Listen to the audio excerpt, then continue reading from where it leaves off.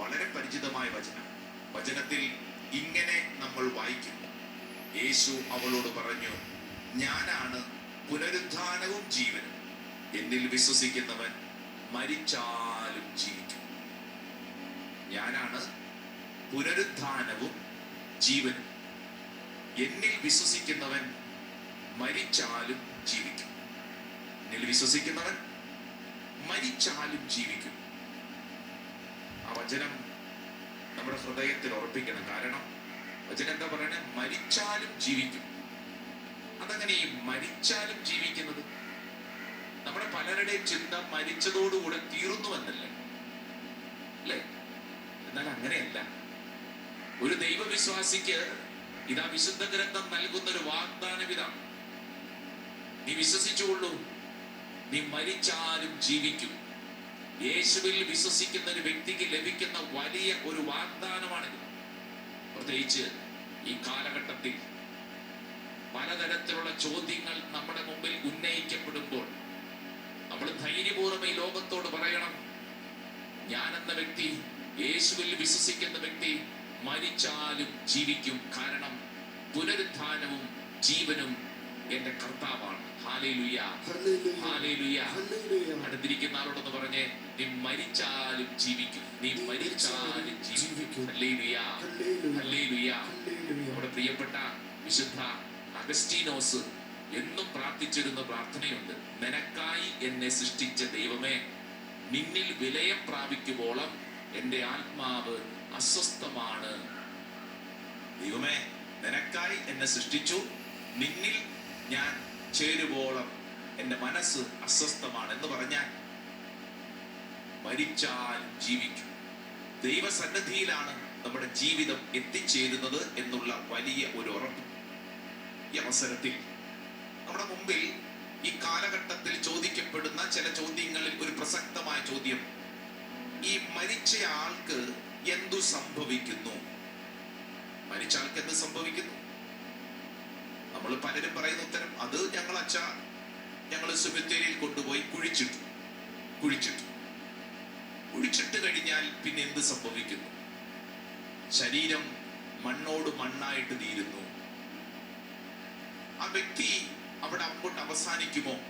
ആ വ്യക്തിയുടെ ആത്മാവിനും മനസ്സിനും എന്തു സംഭവിക്കുന്നു? വളരെ പ്രസക്തമായ ചോദ്യം. നമ്മൾ മാത്രമല്ല ഈ ചോദ്യം ചോദിച്ചിട്ടുള്ളത്. ലോകത്തിൽ ഇഷ്ടംപോലെ ആളുകൾ കാലാകാലങ്ങളായി ചിന്തിച്ചിരിക്കുന്ന ചോദ്യമാണ്: മരിച്ചയാൾക്ക് എന്ത് സംഭവിക്കുന്നു? ഈ ചിന്ത വളർന്നു കഴിഞ്ഞപ്പോൾ പലരും പല ചിന്താഗതികളും ലോകത്തിൽ കൊണ്ടുവന്ന് പലരും അത് വിശ്വസിക്കുന്നു. പ്രത്യേകിച്ച് കത്തോലിക്ക സഭയിലൊക്കെ പ്രൊട്ടസ്റ്റന്റ് വിപ്ലവം ഉണ്ടാക്കി സഭാ വിഭജനത്തിനൊക്കെ കാരണമായി തീർന്ന ഒരു വ്യക്തിയാണ് ആര്? Martin Luther. ഈ മാർട്ടിൻ ലൂതർ എന്ന് പറയുന്ന ആ ചിന്തകന്റെ ഒരു പ്രധാനപ്പെട്ട ചിന്ത ഇങ്ങനെയാണ്. അതായത് ഒരു വ്യക്തി സുമത്തേരിയിൽ അയാള് അടക്കപ്പെട്ടു, ശരീരം മണ്ണോട് മണ്ണായിട്ട് തീർന്നു. പക്ഷെ അദ്ദേഹത്തിന്റെ മനസ്സും ആത്മാവും അബോധാവസ്ഥയിൽ അവിടെ തുടരുന്നു എന്നുള്ളതാണ് അദ്ദേഹത്തിന്റെ പഠനം. പഠനം എങ്ങനെയുണ്ട്? മോശമില്ലല്ലോ. സെമിത്തേരിയിലൊക്കെ പോകാൻ പലരും പേടിക്കാം, അല്ലെ? എന്നാൽ ഇതേ സമയം തന്നെ കാൽവിൻ എന്ന് പറയുന്ന ഒരാൾ, അദ്ദേഹത്തിന്റെ പഠനത്തെ കാൽവിനിസം എന്നാണ് പറയുന്നത്. കാൽവിൻ. അപ്പൊ ഈ കാൽവിൻ പുതിയൊരു പഠനം കൊണ്ടുവന്നു. അതായത് അദ്ദേഹം പറഞ്ഞ പോലെയല്ല, മാർട്ടിൻ ലൂതർ പറഞ്ഞ പോലെയല്ല, മറിച്ച് സെമിത്തേരിയിൽ ആ മനസ്സും ആത്മാവും ബോധതലത്തിൽ തന്നെ ഉണ്ടെന്നാ പറയണം. ബോധതലത്തിൽ തന്നെ ഉണ്ട്. ഇടയ്ക്കിടയ്ക്ക് ജീവിതത്തിലെ ചില കടങ്ങളും പാപങ്ങളുടെയൊക്കെ പൊറുതിക്ക് വേണ്ടിയിട്ട് ഈ ലോകത്തിലേക്ക് വന്ന് ചില പ്രവൃത്തികളിലൊക്കെ അവർ ബോധതലത്തിൽ പ്രകടമാക്കുന്നു എന്നുള്ളതാണ് അദ്ദേഹത്തിന്റെ ഒരു പഠനം, കാൽവിനിസം. അപ്പൊ നമ്മുടെ ചുറ്റുവട്ടത്തും ഇങ്ങനെയുള്ള ഒത്തിരിയേറെ പഠനങ്ങളും ചിന്തകളൊക്കെ നടക്കുന്നു.